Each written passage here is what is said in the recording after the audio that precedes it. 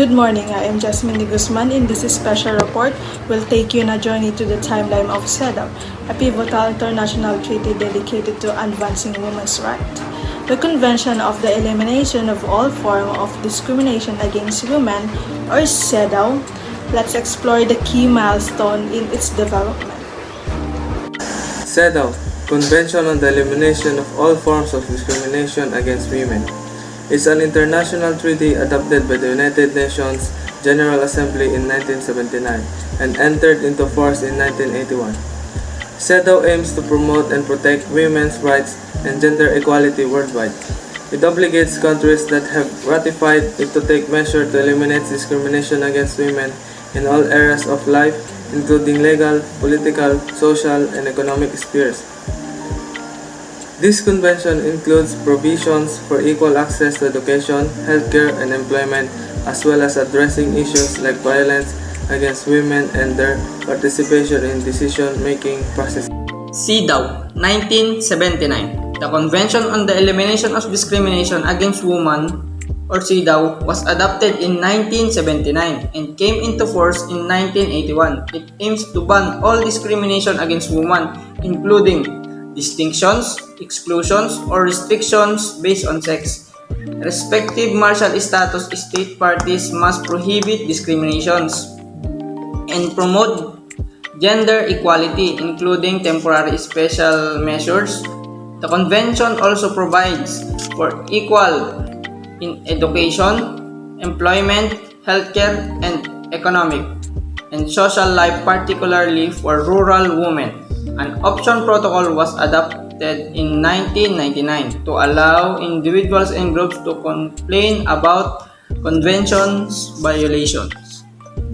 In 1981, the CEDAW is the only human rights treaty which affirms the reproductive rights of women and target culture and tradition as influential force shaping gender roles and family relations. It affirms women's right to acquire, change, or retain their nationality and the nationality of their children. The Convention defines discrimination against women as any restriction, exclusion, or restriction made on the basis of sex which has the effect of purpose of impairing or nullifying the recognition, enjoyment, or exercise by women irrespective of their martial status on a basis of equality of women, of human rights and fundamental freedoms in the political, economic, social, cultural, civil, or any other fields. Philippine Commission on Women (PCW) is the primary policy-making and coordinating body on women and gender equality concerns. As the oversight body on women's concerns, the PCW acts as a catalyst for gender mainstreaming, authority on women's concerns, and lead advocate of women's empowerment, gender equity, and gender equality in the country. 1985. The Philippine Commission on Women is formed as the national body in charge of developing women's rights and overseeing CEDAW implementation. The establishment of the PCW demonstrates the Philippines' commitment to gender equality and the abolition of gender discrimination. Ireland signed and ratified CEDAW in 1985. In so doing, Ireland committed itself to achieve equality between men and women in Ireland, including in the area of political and public life, health, education, and employment. Ireland also committed to having its record under the convention reviewed periodically by the UN's CEDAW Committee. Ireland was examined by the CEDAW Committee in February 2017. This was the first time the committee examined Ireland since 2005. In 1990, the Philippines reported to the CEDAW Committee about their attempts at implementing the principles and provision of CEDAW. The report recognized advancements such as laws and policies for gender equality, but also acknowledged the challenge in addressing gender discrimination due to the cultural belief, inadequate healthcare and education for women, and economic marginalization of certain groups of women, The report shown the country's commitment to addressing gender discrimination and promoting women's rights while acknowledging the ongoing challenge. In the year 1990, CEDAW, the International Bill of Rights for Women, is a key United Nations Women Agreement guiding gender equality efforts. CEDAW for Youth, authored by a young woman and man, is a youth-friendly version. This resource highlights the importance of CEDAW for youth, its global impact on gender equality, and its specific form of discrimination, and its implementation and monitoring. 2012 MCW, the MCW in the Philippines, aims to raise public awareness about women's dignity and discrimination through mass media, laws, policies, and regulatory instruments requiring government's planning, budgeting, monitoring, and evaluation. The government develop and implement these measures promoting gender mainstreaming and establishing mechanisms to stop discrimination against Filipino women. The Magna Carta of Women in the Philippines aims to eliminate discrimination against women and promote their participation in society. The law establishes mechanisms to monitor and investigate gender-based violence and discrimination and mandates the integration of gender perspective in policies and programs. It promotes access to education, training, and employment opportunities for women and encourages private sector participation in advancing gender equality. The law affirms the government's commitment to promoting gender equality and recognizes the importance of women empowerment for the country's progress and development. The Philippines has submitted its 6th periodic report to the CEDAW, Committee on the Elimination of Discrimination Against Women. Committee outlining its progress in implementing the principles of CEDAW. In this report, the government of the Philippines emphasizes its dedication to achieving gender equality and promoting the empowerment of women. The report serves as officially update on the country's effort to align the international standards outlined in CEDAW, demonstrating its commitment to advancing women's rights and gender equality. In 2020, the Philippines adopted Republic Act No. 11313, known as the Safe Space Act, in line with the Convention on the Elimination of All Forms of Discrimination Against Women, CEDAW. This legislation not only addresses gender equality challenges but also emphasizes the importance of violence reduction. In the year 2023, the Philippines continues to address the challenges in its journey to fully implement the principle of CEDAW, commit on the elimination of discrimination against women. The country's focus areas include promoting women's economic empowerment, encouraging their participation in politics, and eliminating gender-based violence. Each year signifies progress in aligning with CEDAW's principle, but the Philippines remains committed to resolving lingering issues and enhancing to the national implementation of CEDAW, demonstrating an enduring dedication to gender equality and women's rights. In closing, CEDAW's timeline reflects the evolving global commitment to women's rights. While progress has been made over the decades, challenges persist. As we move forward, it is crucial to remember the importance of CEDAW in shaping a more equal, just world for all. Thank you. In the year 1995, the Fourth World Conference on Women in Beijing, China adopted the Beijing Declaration and Platform for Action symbolizing the advancement of women's rights and gender equality. This global impact was significant as it sparked societal transformation, influenced global legislation, and motivated initiative for women's rights. So how is the Philippines responding and advancing women's rights? In 2004, the Philippines took a significant step forward by adopting the Magna Carta of Women, Republic Act 9710. This comprehensive law, built upon the principles of the Beijing Platform for Action, was designed to prevent discrimination against women and foster gender equality across various aspects of society. It marked a crucial legislative milestone in the Philippines' commitment to advancing the right and status of women.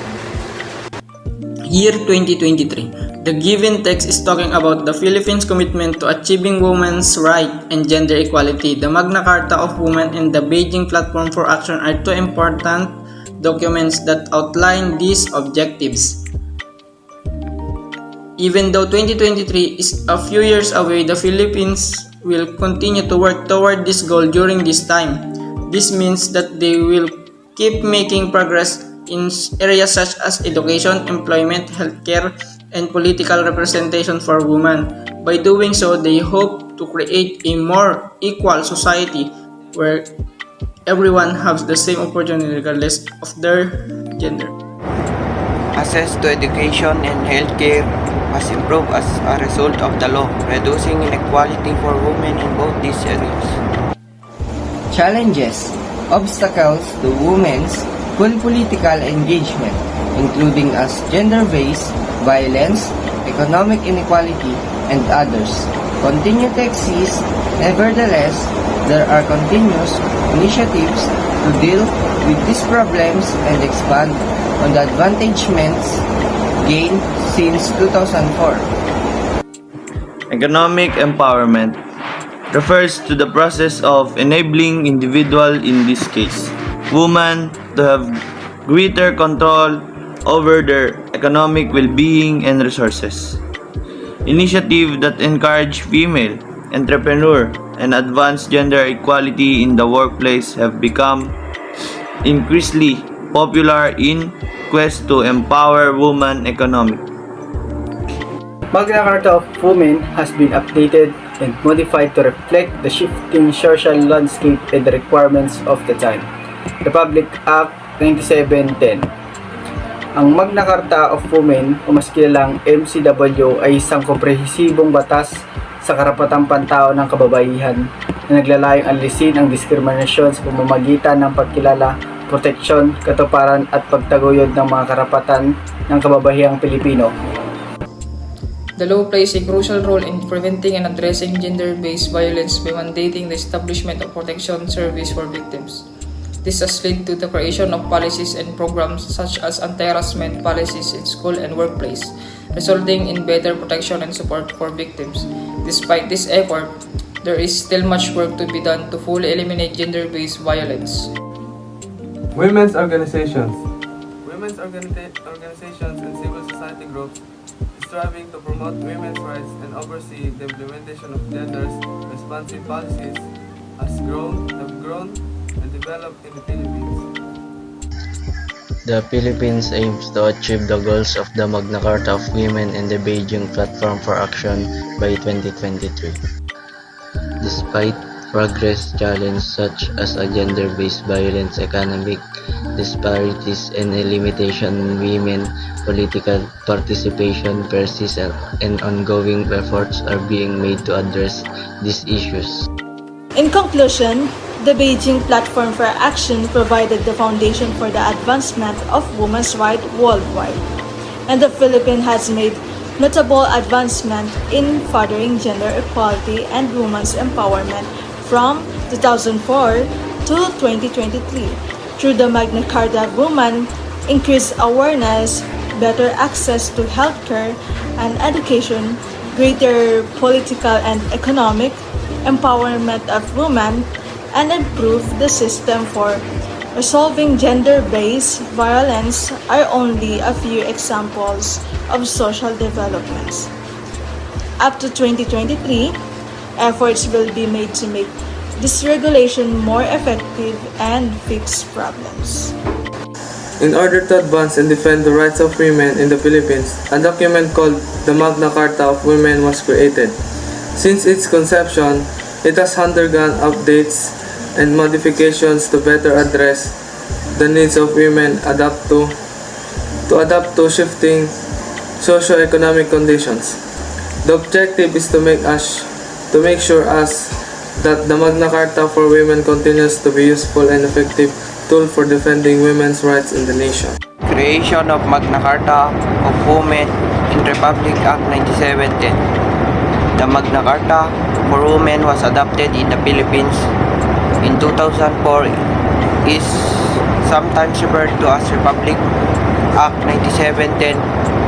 This historic law sought to end gender discrimination and advance women's rights and gender equality in all spheres of society. Early implementation 2004 to 2008. The Magna Carta for Women's Causes were the focus of early efforts. This included educating people about women's rights, creating programs that reflect gender equality, and instructing government officials. The statement highlights the positive impact of law or policy in improving access to education and healthcare for women, girls, by addressing insecurity. Economic empowerment. Programs promoting financial literacy, supporting females entrepreneurs, and gender-sensitive workplace rules all contribute to the economic empowerment of women. Ang mga kababaihan ay gumagawa ng napakalaking kontribusyon sa mga ekonomiya, maging sa negosyo, sa mga kasakahan, bilang mga negosyante o empleyado, o sa pamamagitan ng paggawa ng walang bayad na trabaho sa pangangalaga ng bahay. The law plays a crucial role in preventing and addressing gender-based violence by mandating the establishment of protection service for victims. This has led to the creation of policies and programs such as anti-harassment policies in school and workplace, resulting in better protection and support for victims. Despite this effort, there is still much work to be done to fully eliminate gender-based violence. Magna Carta for women revisions and modifications have been made over time to meet new challenges and enhance the document's efficacy. Budget allotment. The government has set aside a specific amount of money in their gender and development budget to support initiatives that promotes gender equality. These funds are being distributed by governmental organizations to different programs or projects that aims to improve the status of women and men in our society. The goal is to ensure equal opportunity for all genders, regardless of their social status or backgrounds. This allocation of funds is an important step towards achieving gender equality and creating more inclusive society where everyone can thrive. Women's organizations. Women's organizations and civil society organizations were vital in promoting women's work, overseeing the application of the law, and urging liabilities amendments. Continue progress by 2023. The Philippines will be committed to achieving the objective of Magna Carta for Women, working to enhance gender equality and women's rights. Challenges, obstacles to women's full political engagement, including as gender-based violence, economic inequality, and others, continue to exist. Nevertheless, there are continuous initiatives to deal with these problems and expand on the advancements gained since 2004. As of 2023, the Philippines remains committed to strengthening women's rights and achieving gender equality. The Magna Carta for Women, issued in 2004, has resulted in significant societal developments throughout the years. Women's access to education and healthcare has improved, as has their political and economic empowerment, as have measures to address gender-based violence. This demonstrates the Philippines' unwavering commitment to gender equality and women's rights. This is the end of our discussions. These timelines serve as a reminder that the path to gender equality is paved with commitment, persistent, and both significant and insignificant milestones. From the founding of CEDAW to the global influence of the Beijing Platform for Action and the national progress made through the Magna Carta for Women. We appreciate your participation as we look at these important documents timelines. We are Group 2 and thank you.